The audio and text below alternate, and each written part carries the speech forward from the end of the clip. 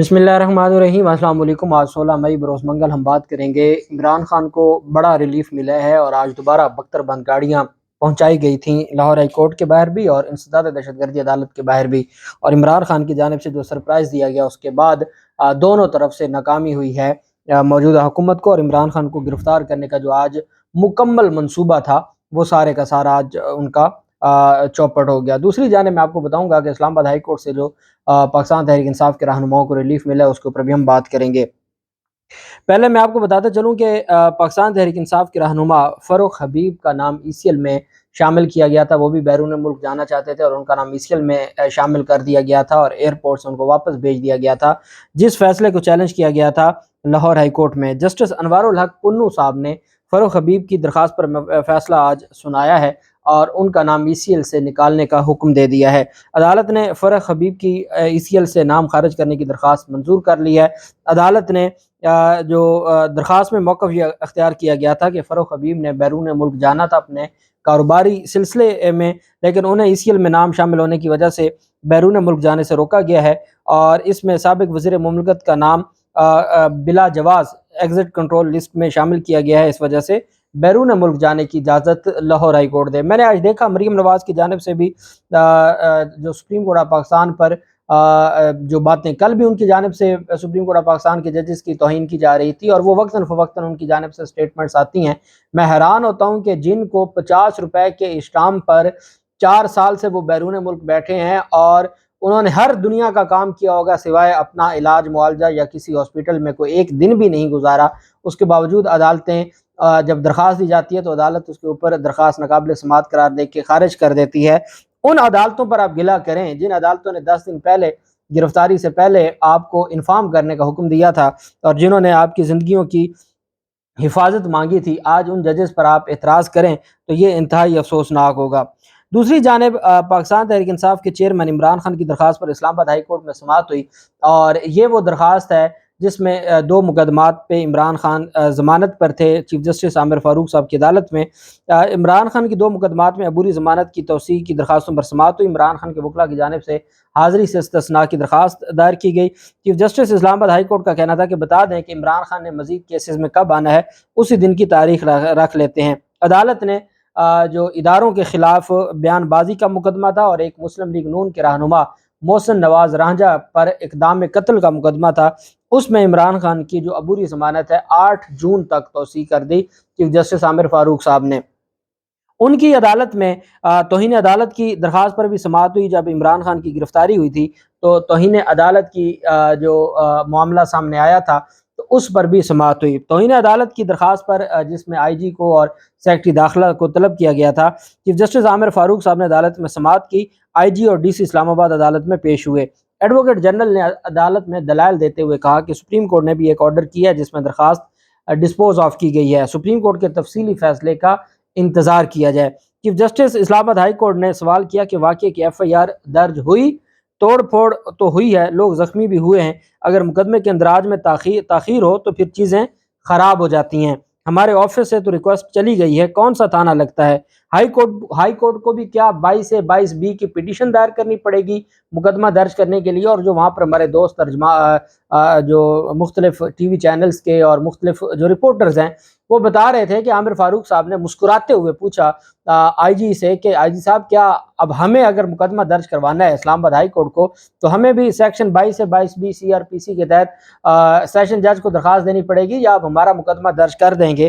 तो अदालत ने कहा कि हमारे जो लोग हैं जस्टिस मियाँ गुल हसन औरंगज़ेब साहब जो इस्लामाबाद हाई कोर्ट के जज हैं, उन्होंने 2 दिन पहले बड़ी बरहमी का इज़हार किया था कि ये क्या है कि ये ठग गए जो CCTV फुटेज भी चुरा के ले गए हैं और मुकदमा भी दर्ज नहीं हुआ। लेकिन चीफ जस्टिस आमिर फ़ारूक साहब, इसमें एक हुआ है कि इमरान खान के मुकदमात में जो चीज़ें बड़ी सख्त चल रही थी उस हद तक नरमी आ गई है, चूँकि बहुत ज़्यादा पॉलिस की जानिब से और हुकूमत की जानिब से ब्लंडर किया गया इमरान खान की गिरफ्तारी के वक्त, जिसकी वजह से चीज़ों को बैलेंस करने की कोशिश की जा रही है, लेकिन मुकदमा दर्ज नहीं हुआ। और ये दरख्वास्त ना सिर्फ इमरान खान के वकला ज़ख्मी हुए थे बल्कि यहाँ पर तो बाकी जो अमला था वो भी ज़ख्मी हुआ था, जिसमें मुलाजमीन थे इस्लामाबाद हाई कोर्ट के और बाकायदा रिटन एप्लीकेशन दी हुई है।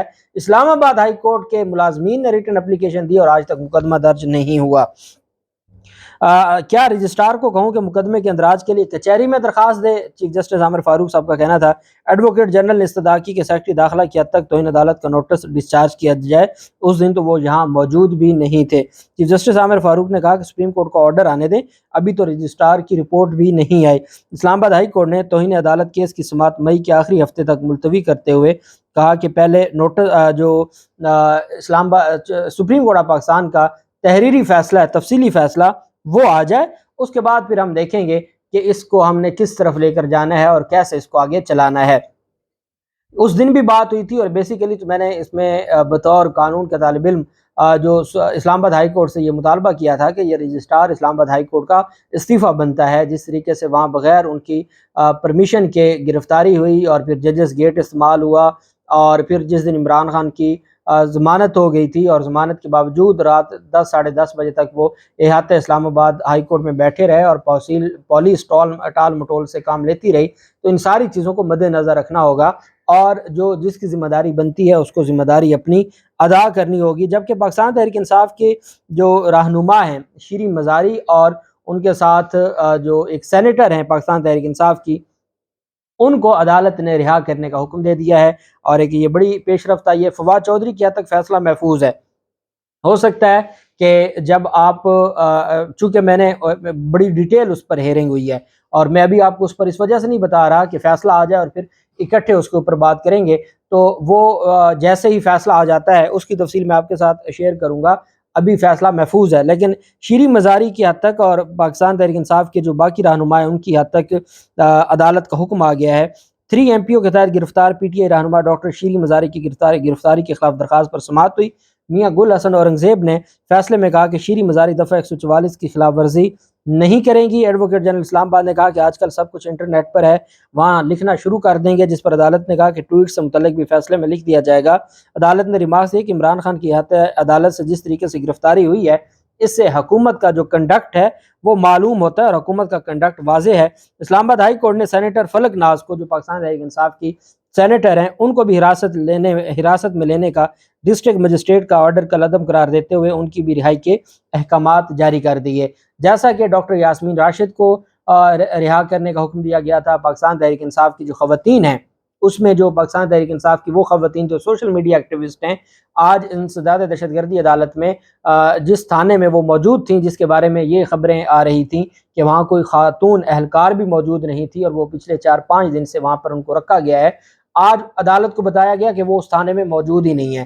اب یہی ہوتا ہے، اور یہ مقبول جان صاحب کو آپ دیکھ لیں، رات 12 بجے وہ خود ہی گھر پہنچ گئے اور عدالت میں ٹال مٹول سے کام لیتے رہے اور وہ خود گھر پہنچ گئے۔ اب عدالتیں کیا کرتی ہیں، ایسے معاملے پر درخواست نمٹا دیتی ہیں، جی کہ ٹھیک ہے آگے واپس ختم ہو گیا۔ اس پر انکوائری تو ہونی چاہیے کہ یہ معاملہ چلتا کیسے ہے، کیسے اس کو چلایا جاتا ہے۔